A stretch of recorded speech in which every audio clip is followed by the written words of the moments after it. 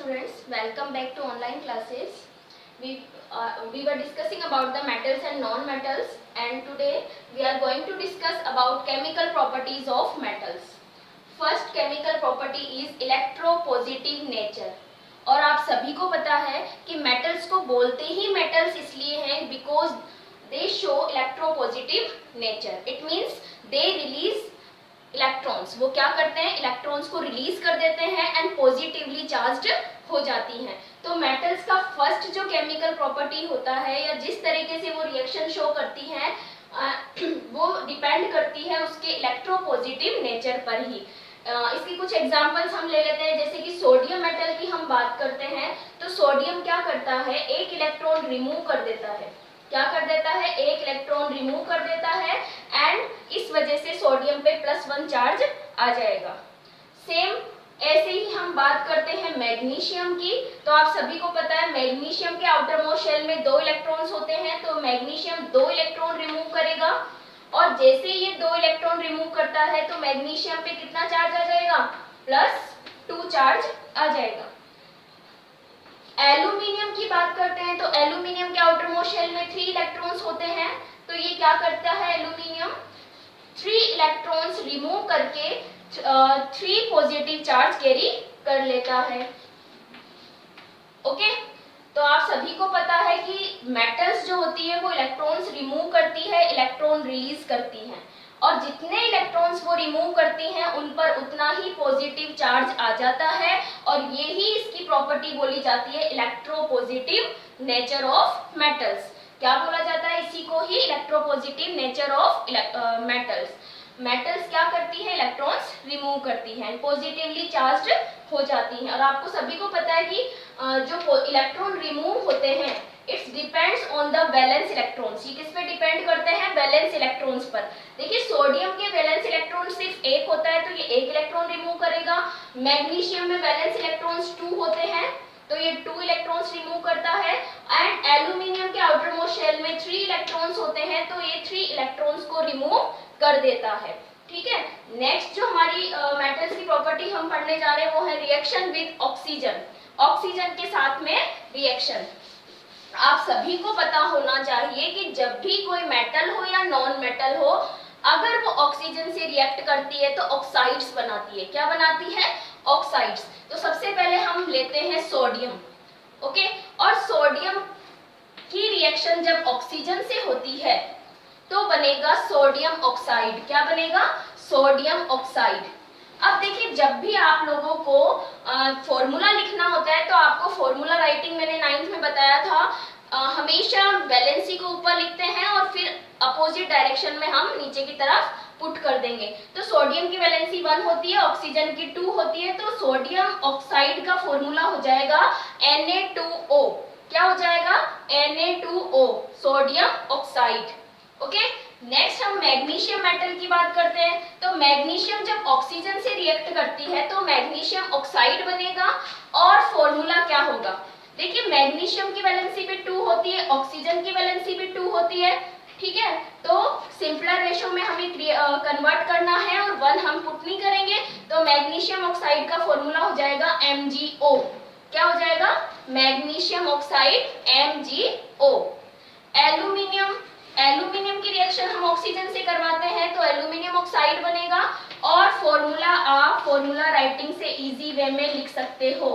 Valency इसको ऊपर लिखते हैं, एल्यूमिनियम की वैलेंसी 3 होती है, ऑक्सीजन की 2. अपोजिट डायरेक्शन में नीचे की तरफ लिखेंगे तो फॉर्मूला क्या हो जाएगा हमारे पास में, Al2O3 and it is aluminium oxides. तो इस तरीके से जब भी कोई मेटल ऑक्सीजन से रिएक्ट करते हैं तो उनके ही ऑक्साइड्स बनते हैं, मेटल ऑक्साइड्स बनते हैं. ओके, नेक्स्ट हमारी रिएक्शन है या केमिकल प्रॉपर्टी है मेटल की, रिएक्शन विद H2O. किसके साथ में रिएक्शन करवाना है हमें, H2O के साथ में, यानी कि वाटर के साथ में. तो यहाँ पर आपको ध्यान रखना है जब भी मेटल जो होता है जब वाटर के साथ में रिएक्ट करेगी, ठीक है, जब भी कोई मेटल वाटर के साथ में रिएक्ट करती है तो हाइड्रोक्साइड्स बनते हैं. क्या बनते हैं, यहाँ से तो ऑक्साइड्स बनेंगे और यहाँ से क्या बनेंगे, हाइड्रोक्साइड्स बनेंगे. क्या बनेंगे, हाइड्रोक्साइड्स. ठीक है। जैसे हम Na की बात करते हैं तो देखिए ये रिएक्शन 2 स्टेप में होती है। तो सबसे पहले Na ऑक्सीजन से रिएक्ट करके Na2O बनाएगा, फिर ये ऑक्साइड्स वाटर के साथ रिएक्ट करके क्या बनाते हैं, NaOH means hydro oxides. NaOH बना, ठीक है, जिसको हम बोलते हैं सोडियम हाइड्रो ऑक्साइड्स। क्या बोलते हैं, सोडियम हाइड्रो ऑक्साइड्स। और जब हम मेटल ऑक्साइड की बात करते हैं और वाटर के साथ ये रिएक्ट करता है तो कुछ अमाउंट H2 का भी रिमूव होगा।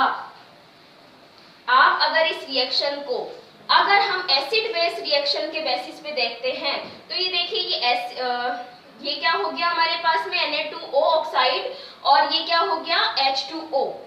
सोडियम ऑक्साइड की रिएक्शन H2O से कराई तो बेस बना है और H2 गैस इवॉल्व होती है, ठीक है।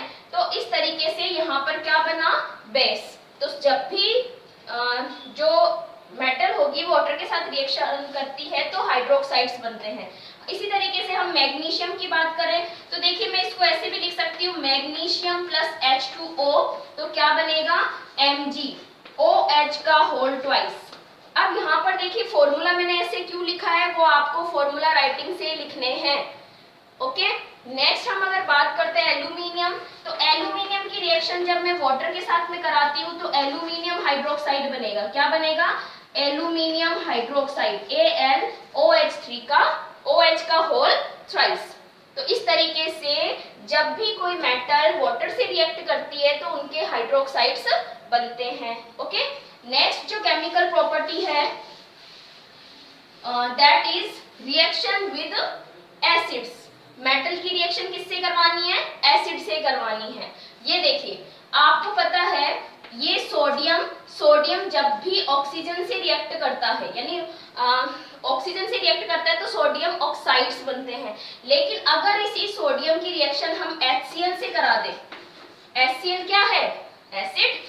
तो मेटल की रिएक्शन जब हम एसिड से कराते हैं तो सॉल्ट बनता है और H2 गैस इवॉल्व होती है। क्या होती है, H2 गैस इवॉल्व, ठीक है। तो जब भी सोडियम की रिएक्शन HCl से होती है तो NaCl बनेगा यानी कि सॉल्ट बनेगा और H2 गैस इवॉल्व होगी। तो एक तरीके से ये रिएक्शन कौन सी हो गई, H2 गैस इवॉल्व हो रही है। तो यहाँ पर इस H2 गैस जो इवॉल्व होगा इसका टेस्ट हम कैसे कर सकते हैं, आपको मैंने ये बताया है कि अगर हम जिस टेस्ट ट्यूब में ये रिएक्शन करवा रहे हैं, ठीक है, जैसे मैंने यहाँ HCl लिया और इसमें मैंने सोडियम का पीस रखा है, ठीक है, डाला।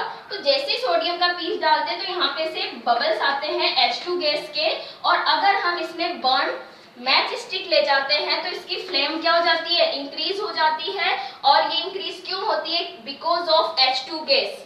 H2 गैस जो होती है वो पॉप साउंड के साथ में बर्न होती है और इसी वजह से जो फ्लेम है वो इंक्रीज हो जाएगी और पॉप साउंड मिलेगा। तो इस तरीके से हाइड्रोजन गैस का हम क्या कर सकते हैं, टेस्ट कर सकते हैं। तो ये भी आपको ध्यान रखना है, ओके। तो एक और एग्जांपल ले लेती हूँ, जैसे कि मैंने लिया है यहाँ पे सोडियम, और सोडियम में अब की बार डाल रही हूँ एसिटिक एसिड में, ठीक है।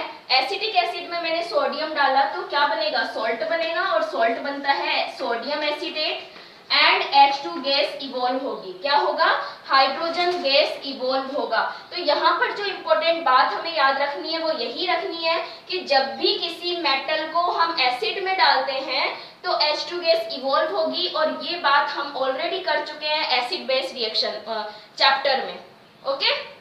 नेक्स्ट है reaction with solution of other metals. Other metals के सॉल्यूशन के साथ में रिएक्शन, और ये बात भी हम ऑलरेडी कर चुके हैं हमारे फर्स्ट चैप्टर में। तो देखिए जब भी हम जैसे हम बात करते हैं, ये तो मैंने अदर मेटल का क्या ले लिया है, सॉल्यूशन ले लिया है, ठीक है। कॉपर सल्फेट को पानी में हमने डिसोल्व किया तो अदर मेटल का सॉल्यूशन हो गया, और जैसे ही हम इसमें आयरन डालते हैं, ठीक है, आयरन फिलिंग्स या आयरन रोड कुछ भी अगर हम इसमें पुट करते हैं तो क्या होगा, FeSO4 बनेगा और कॉपर क्या हो जाएगा, डिस्प्लेस हो जाएगा, and it is known as displacement reaction, single displacement reaction. तो इस तरीके से अगर किसी मेटल की रिएक्शन हम दूसरे मेटल के सॉल्यूशन के साथ करवाते हैं तो डिस्प्लेसमेंट होगा and it's depend on the reactivity order of metals, जिसके बारे में हम बात करेंगे हमारे नेक्स्ट वीडियो में। तो यहाँ पर क्या होता है, मेटल्स का रिएक्टिविटी ऑर्डर होता है, यानी कि यहाँ iron is more reactive than copper, iron copper से ज्यादा रिएक्टिव है, तो ये क्या करेगी, कॉपर को डिस्प्लेस कर देती है इसके एक्वस सॉल्यूशन में से। ओके, तो इस तरीके से मेटल की रिएक्शन दूसरे मेटल से के सॉल्यूशन से करवाते हैं तो वहां पर डिस्प्लेसमेंट रिएक्शन होगी according to their reactivity order. Thank you.